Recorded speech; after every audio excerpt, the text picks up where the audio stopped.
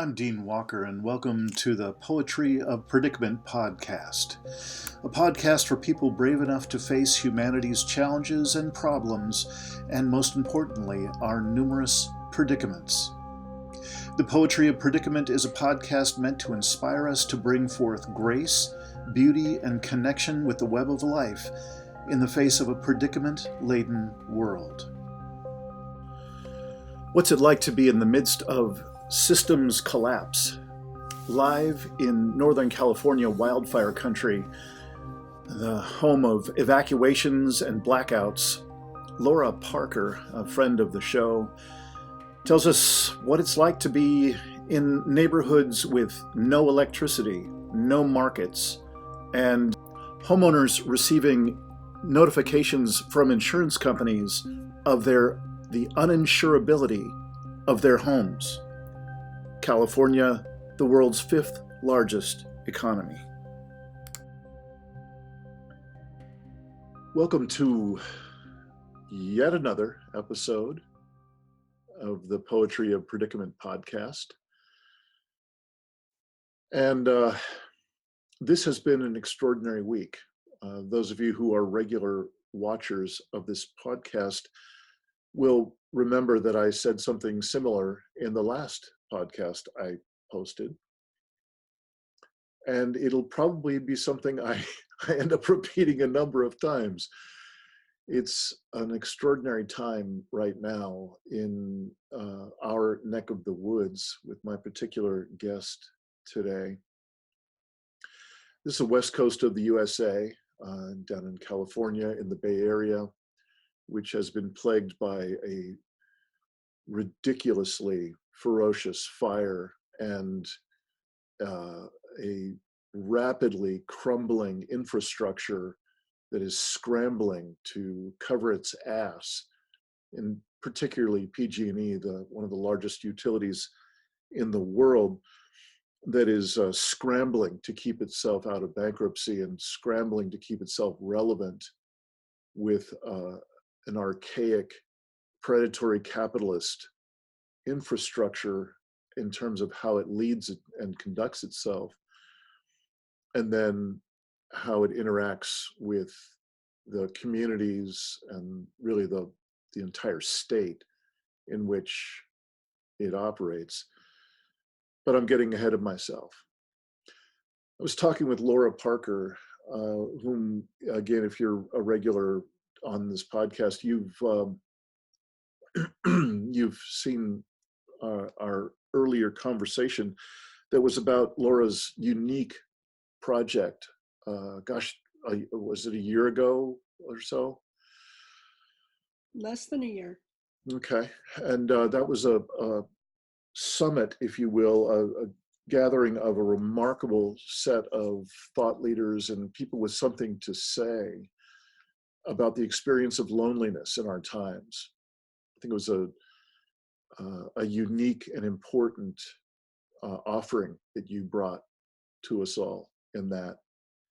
And of course, I really enjoyed and appreciated our first conversation, and getting to know you since then is your participation in some of the things that I offer. And, we just seem to have a way of being able to kind of engage with each other's stuff that always turns out to be a good thing.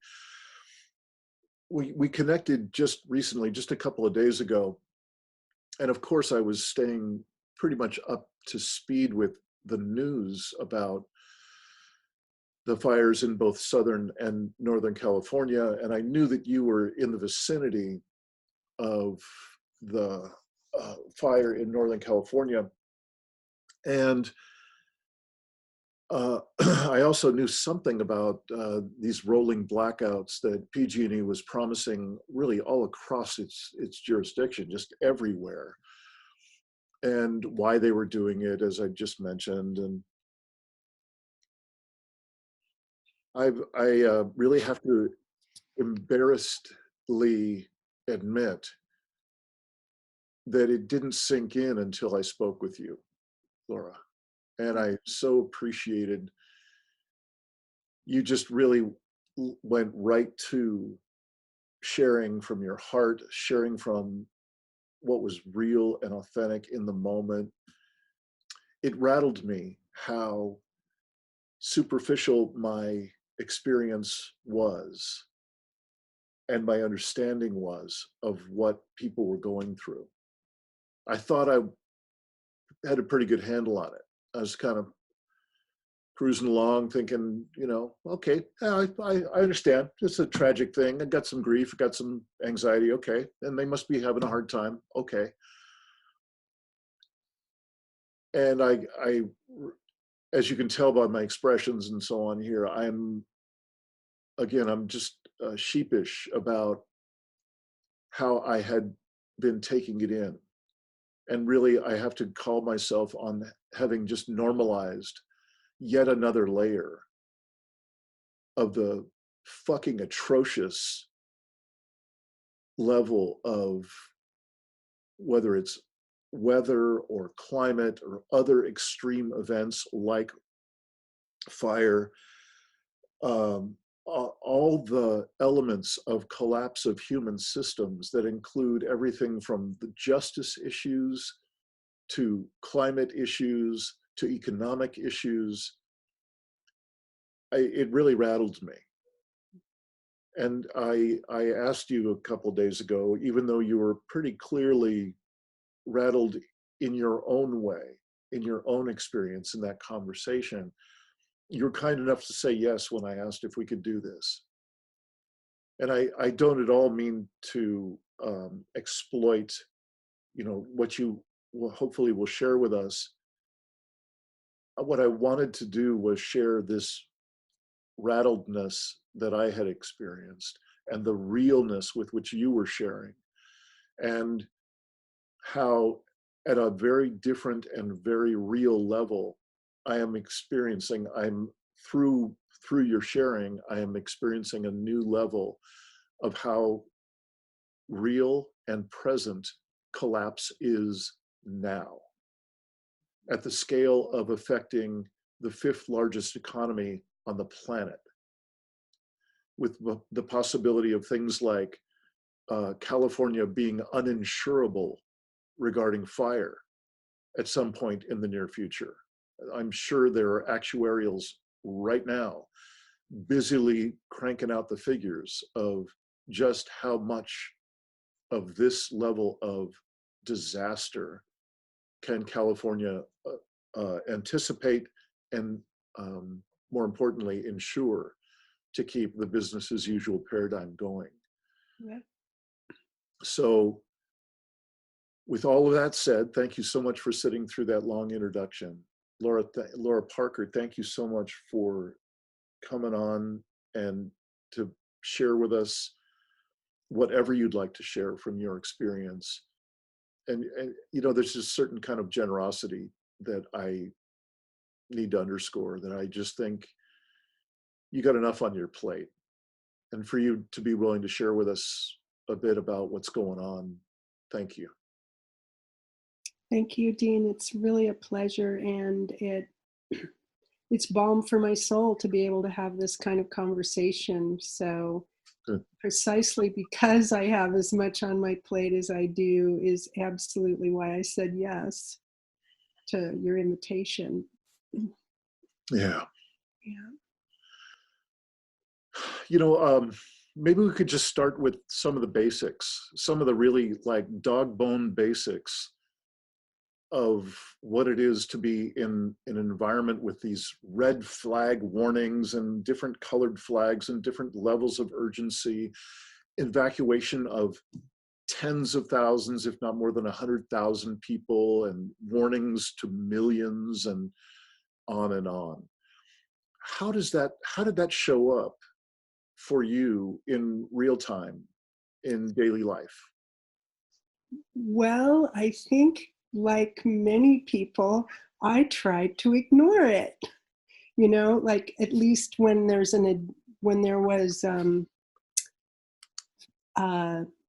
they gave some advance warning. And my experience also is that the warnings, nothing plays out the way they say it's going to. So they don't tell you exactly when, the power's going to be off, and they don't tell you how long, and they don't tell you when it's coming back on. And they might tell you generally which areas are going to be affected, but I find that it's very difficult to get real-time accurate information. So that's one thing. So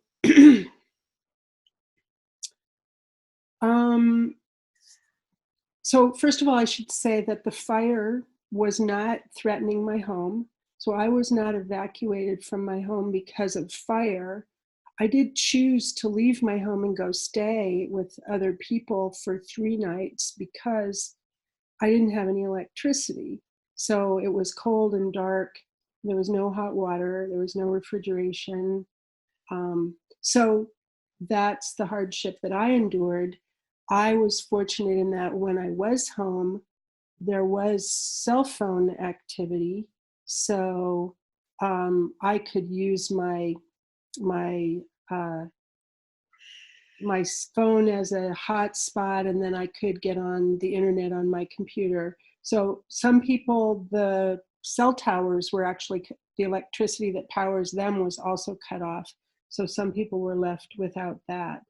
And what it brings to mind is how incredibly dependent we are on electricity, and how life pretty much comes to a halt if you don't have it, or at least we've gotten soft, like we're not used to having to endure all these temperature fluctuations or all these light fluctuations. We just are used to being able to control all that, and then all of a sudden we can't. So it really brings that to mind. And then I also, to some extent, a little part of me kind of enjoyed being a pioneer, kind of like roughing it a little bit or just trying to do without. Like, I don't like the feeling that I'm dependent on all those things. So I wanted to do without for a while. And then it got just too uncomfortable, even though I was wearing so many sweaters and trying to stay warm. It was just, I just didn't want to be in my home. So I went and stayed with friends. Yeah. Something that I was particularly surprised by, and I don't know why. There's this naive part of me that I just can't seem to shake. But you mentioned that in one of the major cities nearby, one that you count on to be able to go to for all the big things, the market and the gas and the other things. There was no electricity, like no stoplights electricity, no streetlights electricity, and no supermarket electricity. Right. And so can you talk a little bit about that kind of essential infrastructure and how quickly it fell out? Well, the thing is, I live in Marin County. The entire county went dark. There actually, now, there may have been little spots, but as far as I can understand, the entire county went out. And so, and I have to drive across several cities of Marin County in order to get to my home. And so I was driving through darkness. There were no, like you said, no traffic lights, no street lights. And so at each intersection, they had just put a stop sign on a little easel right in the middle, and everybody was stopping, and so it was slow going, but Yep. it was orderly. But there was no gas and no grocery stores. And one thing that really sold out fast was ice. So, a lot of people may have planned ahead. I didn't. So if you planned ahead, you could buy a lot of ice. Another thing that I think people do is they freeze water bottles. And then you can go ahead and use those water bottles and stick them in your refrigerator and turn your refrigerator into an ice chest. But I didn't plan ahead for any of that. So I was without ice, and then all the grocery stores were closed. And I even drove to nearby towns that did have electricity, and they were all out of ice. Um, I heard of people who were buying generators. So that's, um, I, I think they didn't run out of generators. I don't know though, depending on where you went. I didn't try to buy a generator. So yes, it was like a wasteland, like a dystopian movie, Hmm. driving through all this darkness to get home. Yeah. Yeah. Well, thanks for that. And another piece that I remember you sharing in our earlier conversation was, again, I'm just so embarrassed at my own, this naive part of me that just doesn't connect the dots until someone does it for me in this instance, where you were saying you have a private practice and it is what you rely on for your income to be able to pay the bills and maintain your lifestyle living where you live. In other words, you got a job, it pays the bills, and all of that is contingent on the functioning of the system. Yes, of electricity. I know people who have psychotherapy offices where the power was shut down for their office, so they couldn't work. That wasn't my situation. I didn't lose power, but I could have. And still, a lot of my clients were losing power, or they were freaked out about losing power and they were scrambling. So there was a lot of chaos, a lot of cancellations, there was some income loss for me. Um, and, I think it puts in me this consideration about at what point is all of this going to be cascading, like one thing stacked on top of the other, where it just becomes, um, you know, everything is linked to everything else. Me being able to pay my bills means somebody else can have a job, you know? And so at a certain point, if things start falling out, like people aren't able to pay their bills because they don't have any electricity and they can't have a job, then how does that then start leading to things starting to fall apart? Yes. Yes. I should stop apologizing. I really want to put a fine point on it. This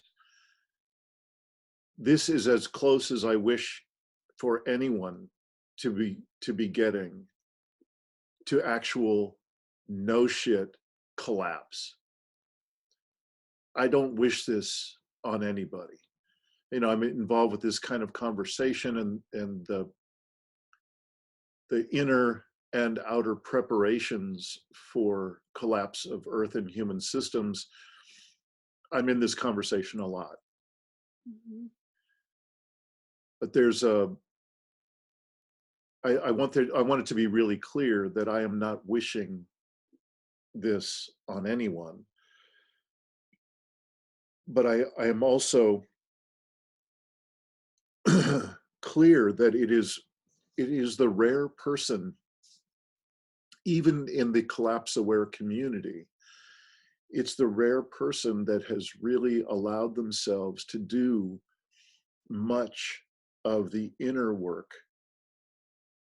that's implied by things like the now fairly common jargon of deep adaptation, which from Jem Bendell and his viral paper of the same name, and the Deep Adaptation Forum and Facebook group and so on, the notion that there's a certain number of people who have self-selected to be aware of and present to this notion that things are actually in collapse to some small degree now, and more is coming soon.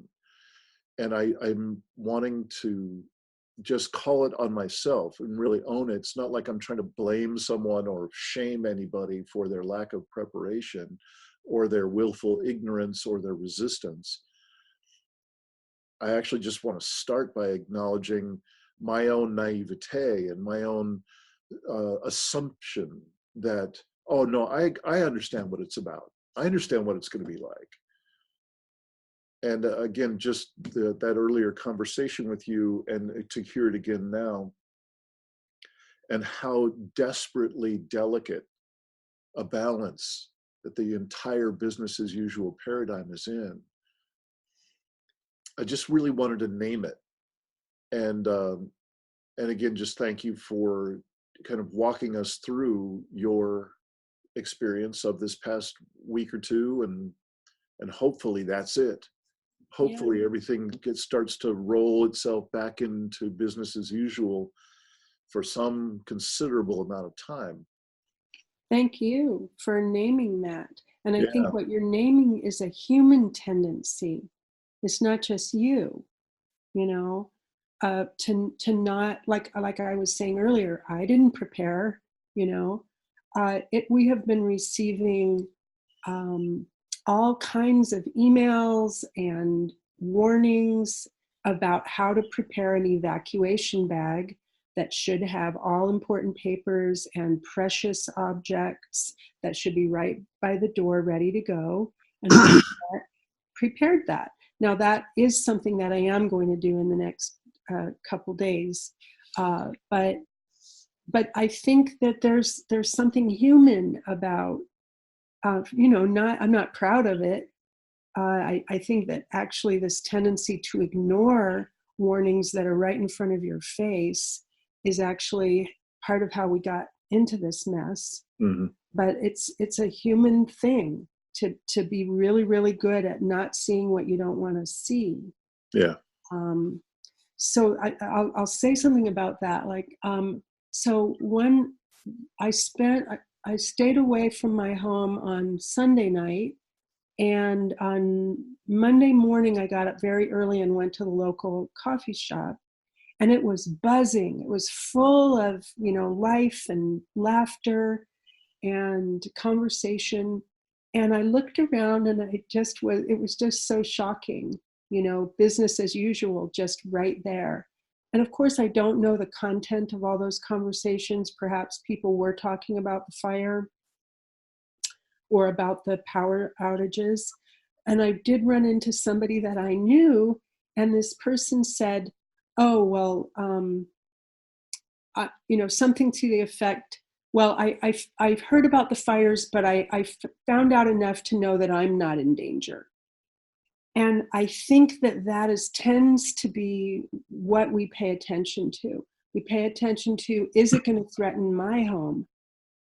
And then, if we're going to be threatened, then we do something.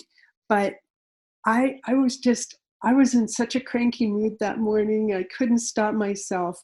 I just said, yeah, I know you're, I'm glad you're safe. I'm glad we're all safe and we're not threatened here. But this is an indicator of something bigger that is going on. And so, we're safe this time, but, it's only a matter of time. Yeah. There's been a trend in my work in the past few months. There's really been a ramping up of a focus on the integration of a few different lineages or methodologies of the inner work that I was talking about before, but that could be considered part of what can be called deep adaptation. And really, it's about expanding our inner toolkit or our inner capacities to be present in the face of larger and larger stressors. To take on an advanced level of self-regulation, of being able to, at will, return ourselves to a sense of equilibrium, a sense of having our wits about us to some degree or another. Not that life won't have its way with us. Of course, we'll get knocked out one side or the other of that zone where we have that amount of resilience. But, you know, do we have the capacity to return ourselves at will, to be able to have enough space that we can be of service to others, be present to others, even in the face of really large stressors? And there's a particular dynamic that is present in a number of the methodologies, a number of the lineages that I'm talking about. These are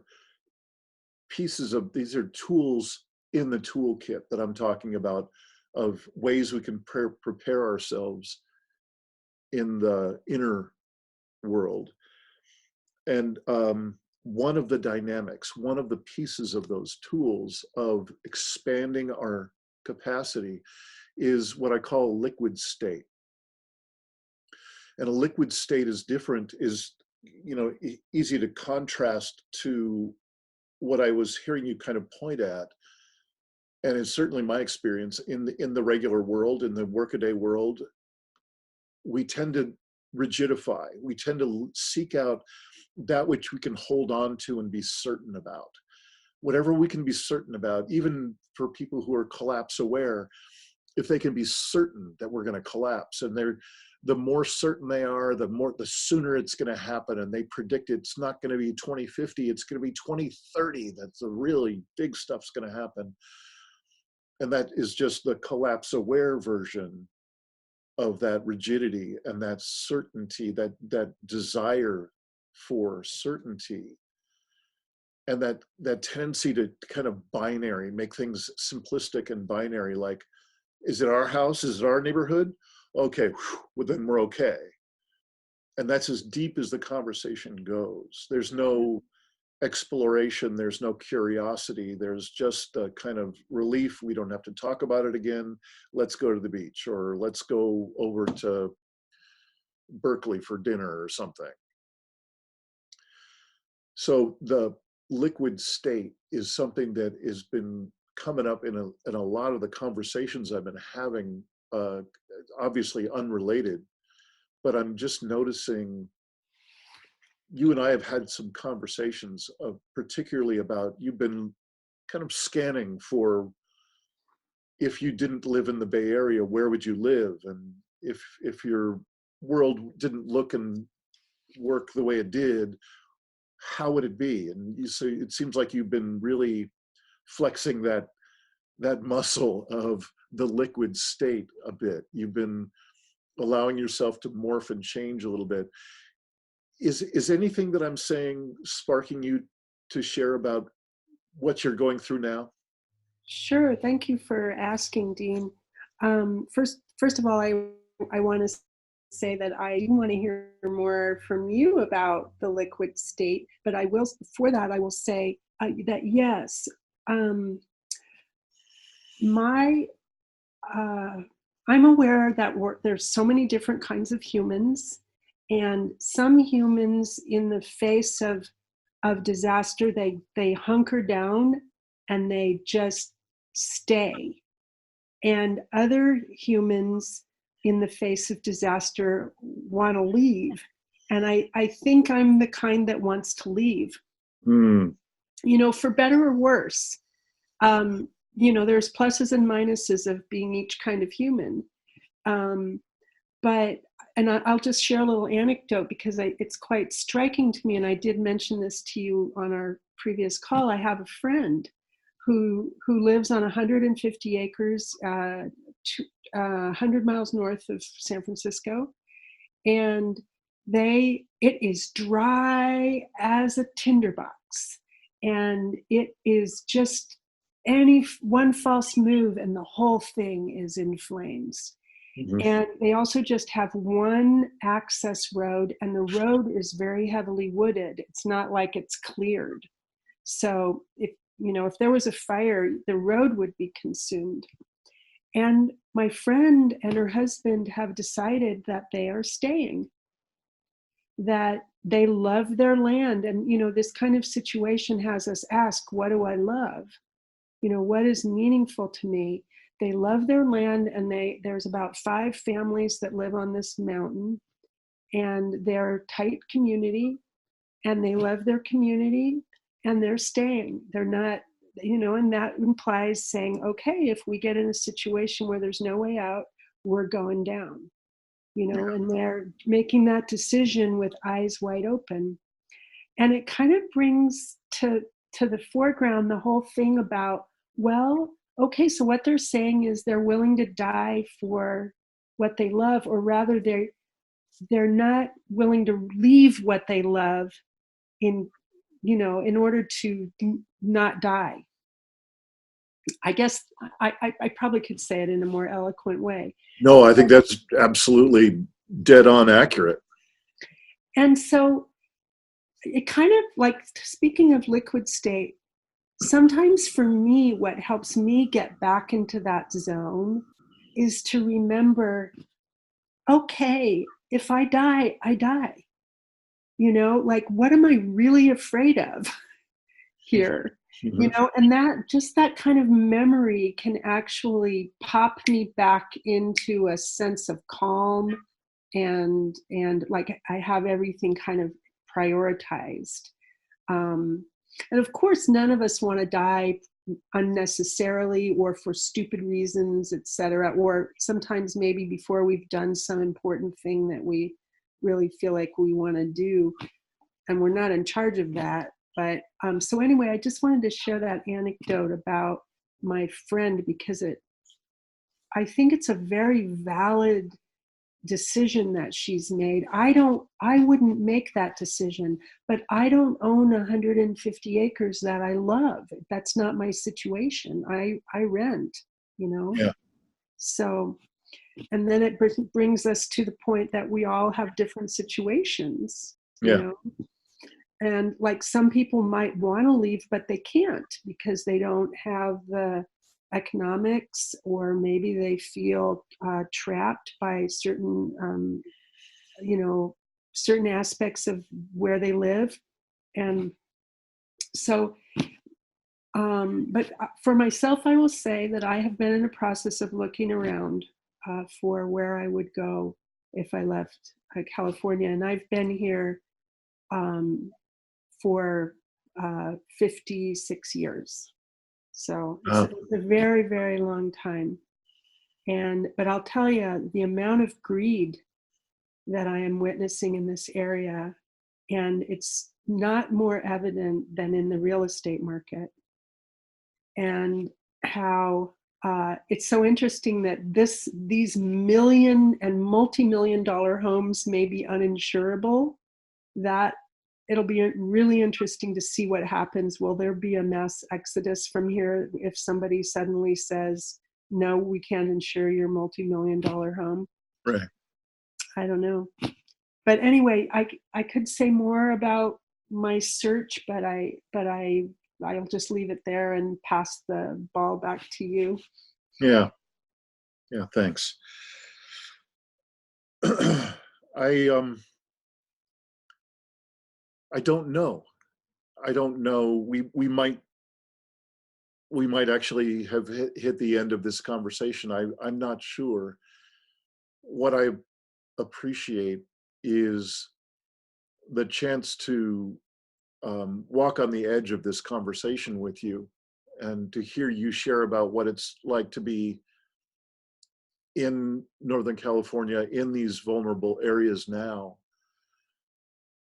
And for us all to just slow down and feel with you a bit about just how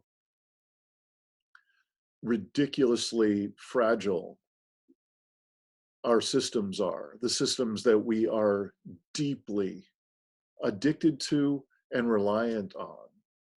Yes. And most of us have zero plan B. Yes. And we also have much less than ever before, no criteria on which to make decisions about the future. Like, if I think in the past there was a certain reliability about, well, if you save your money for retirement, you know, you'll be in a good shape, you know, and there's no guidelines on how to decide how to plan for aging, how to plan for not being destitute. There's just no guidelines. Yeah. So I guess we just do the best we can. Mm-hmm. Yeah. Well, I'm just struck by, as I scan our world, we're still remarkably lucky, even though these two massive fire areas in California, not to mention these past couple of years and the many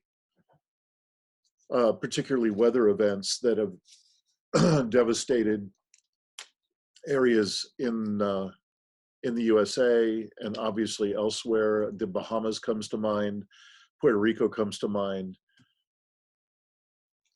and there's just a way in which there's more reality present for me in this, and more sobriety. And when I'm having a good day at remembering that liquid state, that state that allows me to be present, and when I'm on a really good roll on a good day, I can accompany the liquid state with a state of grace. It's then I consider myself blessed, not just lucky, but blessed. I'm deeply grateful that I get to do this work, and I get to connect with people like you, Laura, that you're taking on your own path of how you will bring yourself into more and more capacity and more presence, make the choices that are right for you in this context.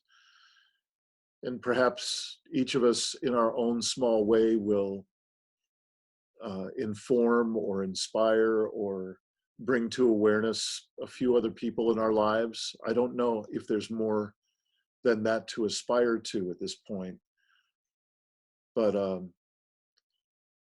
I am particularly present to being grateful for these moments when we can share with each other a level of awareness of what's really going on. Yes, I agree with you, Dean, that we're incredibly lucky. I mean, in terms, I mean,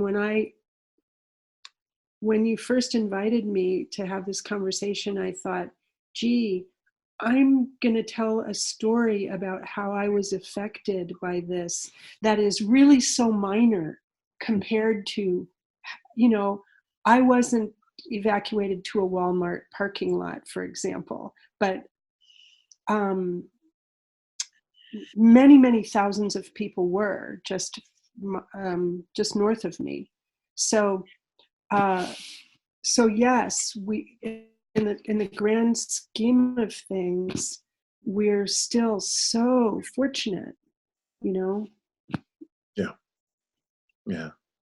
Yeah, and yet this is real, and it's a glimmer of what's to come, I think. Yeah. Well, Laura, once again, thank you so much for your generosity and your willingness to share with us a little bit about what's going on in your neck of the woods. And I hope it is for an entirely different and far more pleasant reason that we get to talk next time. Thank you. Me too. I just have no idea what that will be, but I look forward to finding out. All right. Okay. Well, off we go. Thanks, Dean. Thanks for watching another episode of the Poetry of Predicament podcast, produced by Dean Walker and the Living Resilience Alliance, www.livingresilience.net. Also available on our website, www.livingresilience.net, is a wide array of articles, online learning series, arranging group and individual resilience coaching, and sign up for our every other Tuesday free support group that we call Safe Circle Calls.